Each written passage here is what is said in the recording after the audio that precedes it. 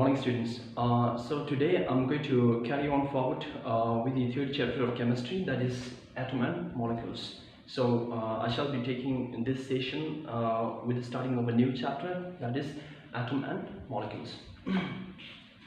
So I guess every one of you have some sort of like rough idea about what atoms and molecules are all about. So before we talk about atom and molecules, we need to understand matter, right? So in class 8 we did talk about matter. Matter generally means any kind of object, whether it could be a chalk or could be a textbook, could be a blackboard, could be anything which occupies some sort of like space and which has some mass, right? So any kind of object that has these two kind of qualities, which we used to call this as matter. For example, even air is a matter because when we put the air into a balloon, it occupies some sort of space, and when we put the air into a football, it occupies some amount of mass. So we somehow classify the matter into three types here, that is solid, liquid and gases. Solid, liquid and gas. These are we used to call as three states of matter. So now this was the general idea which we are having it, but ever since long time back, okay, before like in BCs and all, there are great many philosophers who were like discussing about this matter and how this matter, what are the constituents of these matters and all of this. They were talking about this. So it was in 500 BC that there was a great philosopher from India. His name is Maharishi. His name is Maharishi Kanab. His name is Maharishi Kanab in around like 500 BC. Now this guy first started asking a question about, we have an idea about matter is having solid, liquid and gas. But what this solid, liquid and gas, what they are made of. So this guy, his name is Maharishi Kanab, a great philosopher from India, started asking that particular question, and he came with a conclusion. That conclusion is this here. When we divide matter into tinier particles, that means smaller particles, ultimately we reach a stage when the matter cannot be divided any further. That means when we divide matter, that means, for example, this chalk is a matter. Why? Because this chalk is having mass and it is occupying some amount of space.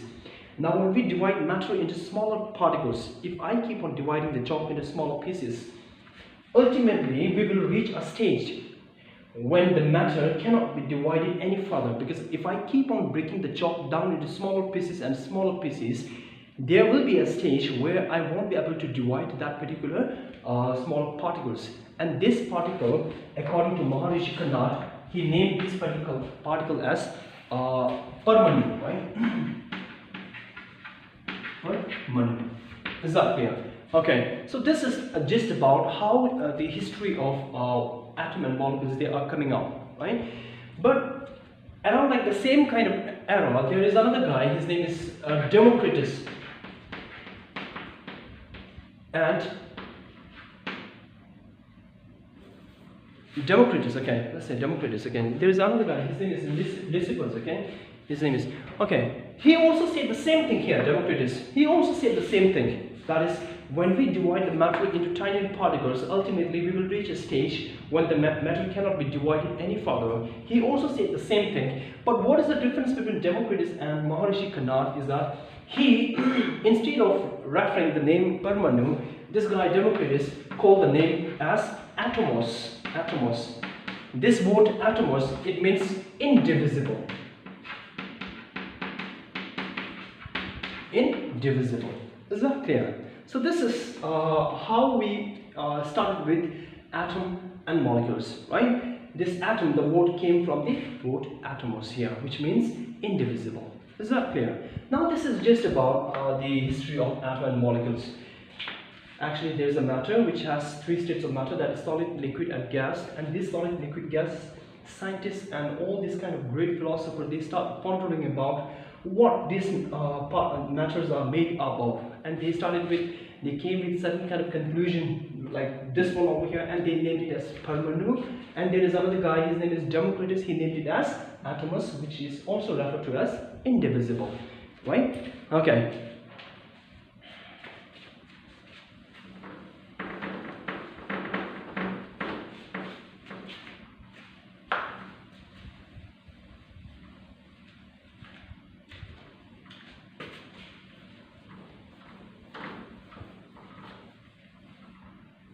Okay, fine.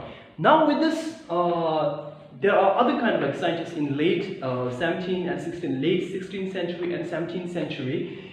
Also, there are like many kind of scientists who begin to think more and more about the atom. And there was a great guy, his name is Antoine Lavoisier, who laid the foundation for a certain kind of laws which are related to atom and molecules.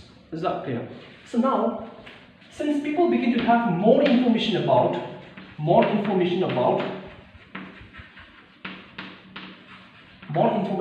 atom and molecules, they started forming certain kind of laws which are related with the atom and molecules. That law is called as law of chemical combination.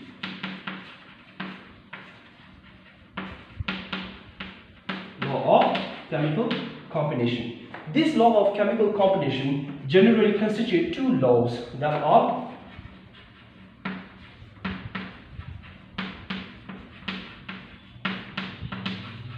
law of conservation of mass, and the second one is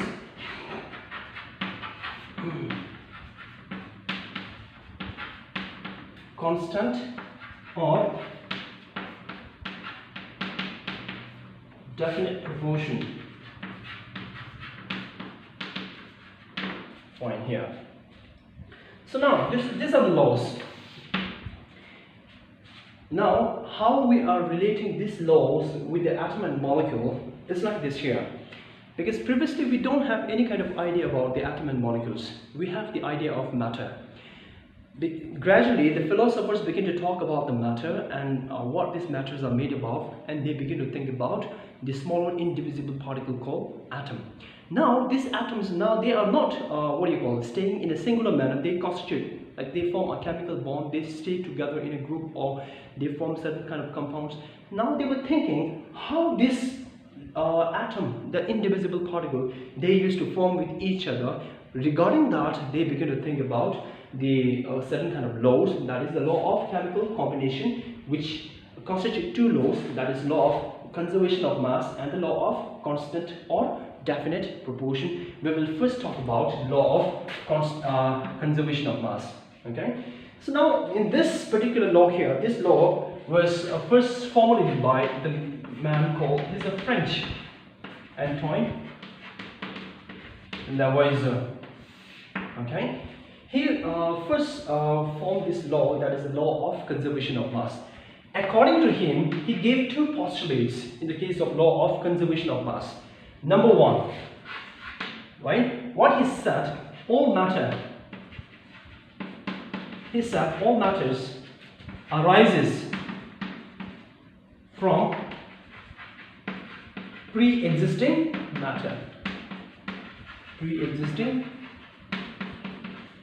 matter. So according to him, this first statement, what he was trying to say is that there is not something like a new kind of substance, because all the pre-existing, all the new matters which are being formed, for example, let's say this particular chalk, this is a new matter. This new matter is being formed from some other pre-existing matter, already pre-existing matter, which are being already there. This was his point, number one. Is that clear? I will make this clear when I give you one example here. Second one,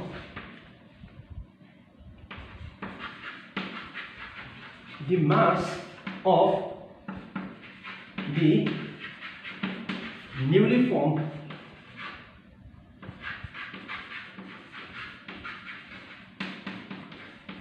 matter is constant to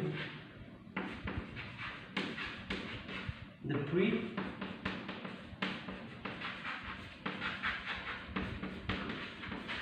Okay, So what they were trying to say is that now there will be a new kind of matter which is being formed. This new matter, it is having some sort of mass. This mass should be equal to the mass of the pre-existing matter with which this particular substance is being formed. So we will take an example in the case of law of conservation of mass. As I said in the previous class, that conservation, the word conservation, in my own word I used to say constant or not changing. Constant or not changing. Clear? So now let us imagine, okay, I wanted to make one banana shake. Clear? I wanted to make one banana shake.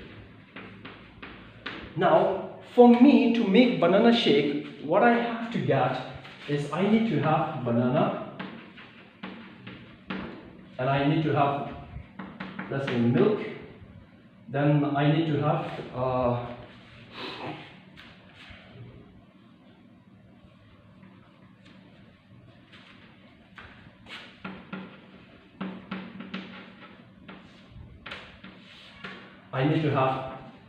sugar.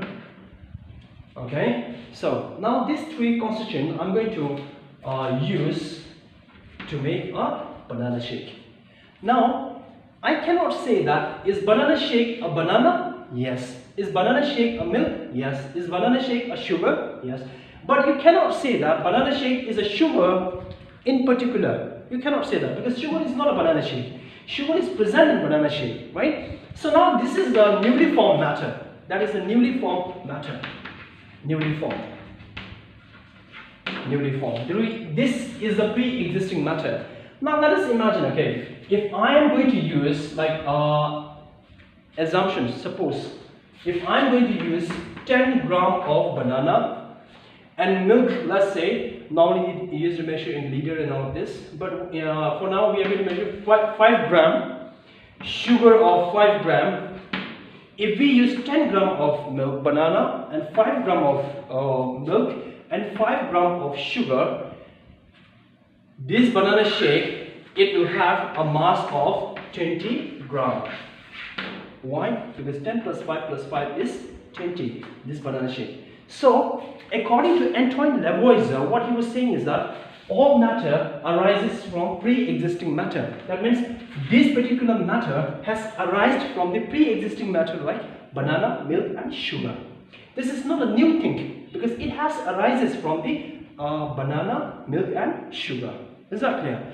Now the second one, the mass of the newly formed matter, that means the mass of newly formed matter is 20, is constant, means equal, not changing, to the pre-existing matter. That means pre-existing matter combined together has a mass of 20 gram, which is equal to the 20 gram. That is why the law of conservation of mass, we used to say that mass can neither be created, mass can neither be destroyed, mass is always constant.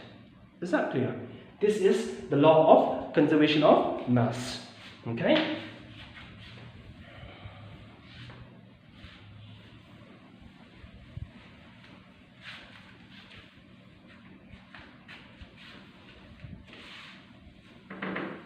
Okay, let's go for the next one, that is the law of constant or definite proportion.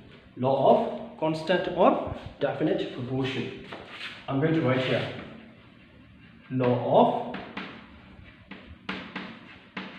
constant or definite proportion.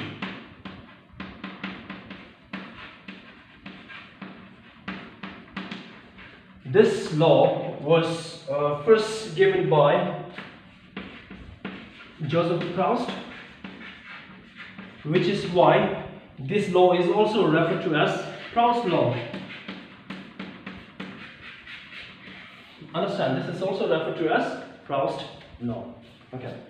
So now, in this law of constant or definite proportion, what we need to understand is that this statement, what the statement was, in a chemical substance,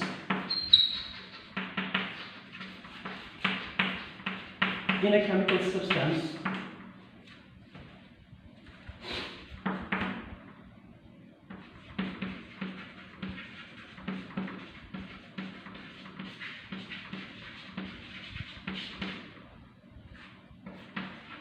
together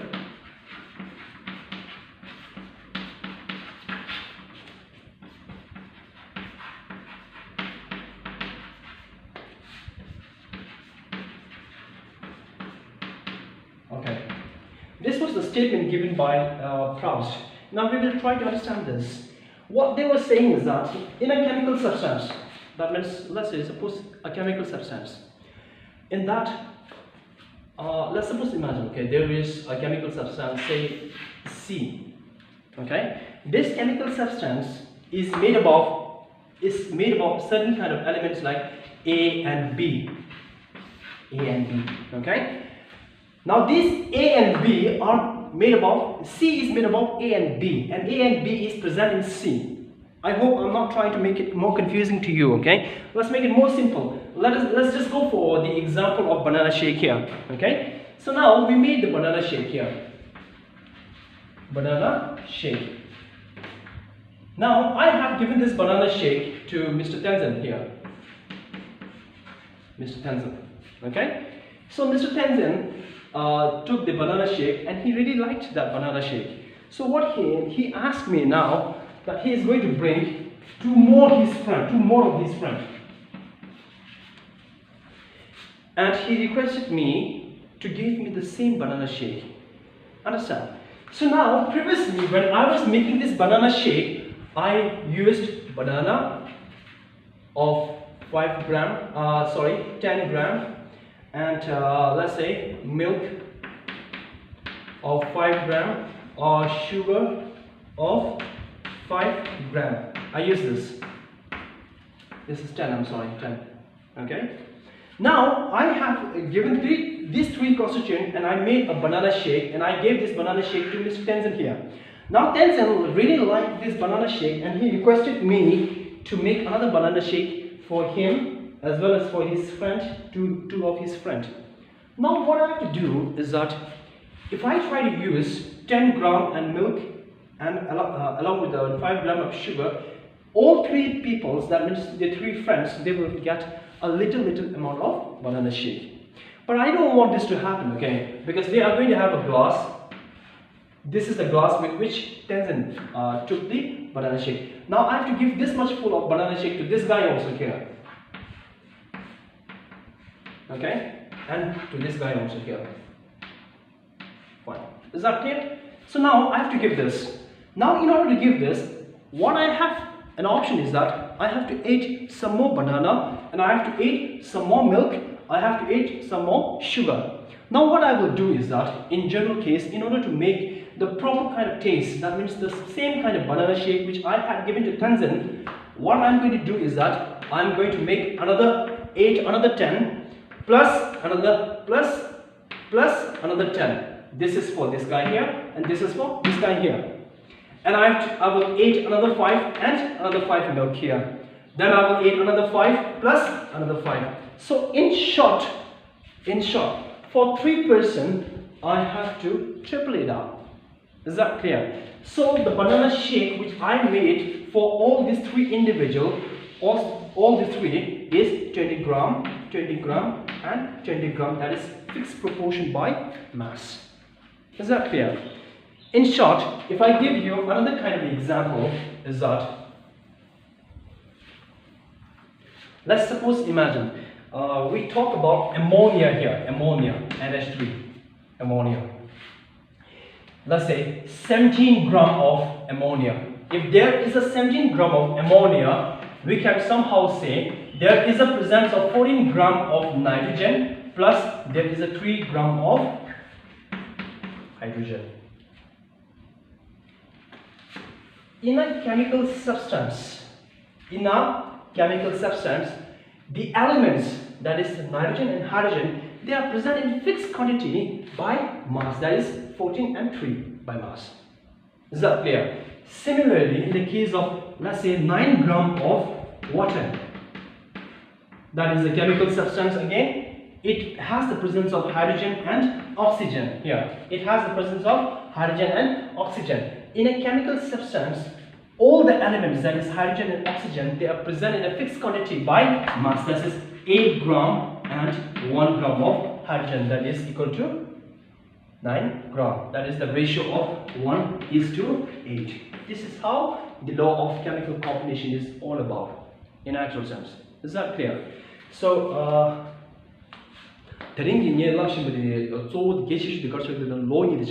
law of conservation of mass mass like the case out the social humor and K ma the never said the K mass the kind of imbare de la mass of product set la mass of degrees.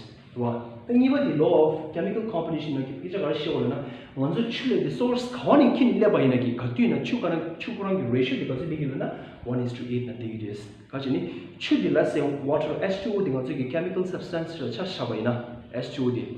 H2O in a career element new, that is hydrogen the oxygen and coroniga ki mass the kazu niga 1:8 ratio of degrees. Neither the canazula oxygen ki mass the 16 mu down the day key makers on the atomic mass the idea the ligurwa. Teens the canazula basic idea to Chashavana. Nye banana shake missuna teboina, Nila Michigan banana shake Jedu Kugi pay no joboina, Nye banana shake 10 gram, Yangu Lupore, they got a new 10 chicola shower, 10 chicola shower, 5 chicola 5 Choma shower, then a 5 chicola day 5 to me. Equal quantity of triple children, Machipoina tastes like the waters. So, Katina chemical substance signal, Katina mass 20 gram, Chipochigan lead out, Katina, once again, fixed proportion by mass liters. Thank you. Yes, so, we were previously talking about the law of chemical combination. So there was a guy, his name is Dalton, and he referred to the law of chemical combination. On the basis of that law, he proposed his own atomic theory, that is referred to as Dalton atomic theory. And he has given a very 6 important postulates here. Number 1, 2, 3, 4, 5, 6. So we will try to understand every one of this 1 to 6 one by one. So let us first try to imagine there is an element A plus there is an element B, and this gives rise to element C. Okay, compound C, I'm sorry, compound C. Now according to this, the first postulate, all matter, they are made up of tiny particles called atom. Now this particular matter is made up of the tiny particle of A and B. Is that clear? For example, even in this A case element here, this particular A is made up of a certain kind of atom, which are like totally indivisible over here. That is, atoms are indivisible. That is, atom cannot be divided any further. And this atom cannot be created or destroyed. Now to understand this, we need to think over here. If you look at this C here, this compound C is formed with the help of A and B. Now, if I ask you, if you focus on this particular compound C over here, if I ask you where is A and B, you will somehow say A and B is present within the C, right? Because this C is made up of A and B. Now, is there a new kind of atoms coming up over here? No, because this compound C is ultimately made up of A and B. So that means atom cannot be created. Now, can you say that this A is missing in this? No, this A and B both are present in that. That means it cannot be destroyed. So there is no formation of new atom, and there is no loss of the pre-existing atom in that. Is that clear? Now the third one, the atom of a given elements are identical in mass and chemical properties. Now we have two elements here, that is A and B. Let us try to zoom this A. Zoom out. We are zooming out.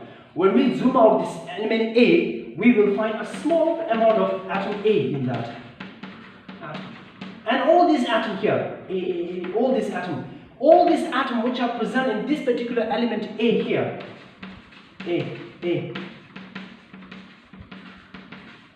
All this A, they are identical in size and they have the same kind of chemical properties. Is that clear? Now, if you try to refer A with B, they are completely different. Why? Because A and B are totally different here. That is the fourth one. Atom of different element, that is A and B are different element, have different mass. Now this B, if you look at this B, we are going to zoom out this B here. Now this B, if you look at this B and this A, they have different mass and their chemical property is totally different. So on the basis of that, 3 and 4 can be understood. Now, let's go for the fifth one here. In the fifth one, atom combine in simple whole number ratio to form compound. For example, let us think about water. In the case of water, there is a presence of simple whole number ratio of 2 hydrogen and 1 oxygen. That is whole number. You will never see whenever there is a formation of a compound, there is a half molecule or quarter molecule of this and 1/4 or 3/4 or whatever it may be. There won't be anything like this kind of like ratios over here. Is that clear? So the atom combine in simple whole number ratio to form compound. Now the third one, the sixth one is the relative number and the kind of atom are constant in a given compound. For example, let us think about this is somehow similar to the law of constant proportion or definite proportion, which somehow says that water is present in the ratio 1:8. It doesn't matter where its source is, where it comes from, types are, the chemical formula is 1:8, that is in the ratio of H2O, that is in the mass of 1:8 here. So the relative number and the kind of atoms are constant in a given compound. Let's say water is a compound, H2O. This H2O has a relative number and the kind of atom present is always in the ratio of 1:8. Is that clear? So this is just about the Dalton atomic theory. So Dalton atomic theory ne ngajek ja kha shigol na matter le di ngajek atom gi su yu le law atom di pitchin ju le ani atom di ngajek kha law le divide che yo mane an saw se yo mane ma never se yo mane penetration de la compound C na yu na la e the B ni la C na yor de yang kena gi dina la saw form chigol na saw ke form chigol mane kai la di e the B gi drup shek di C chawol ba.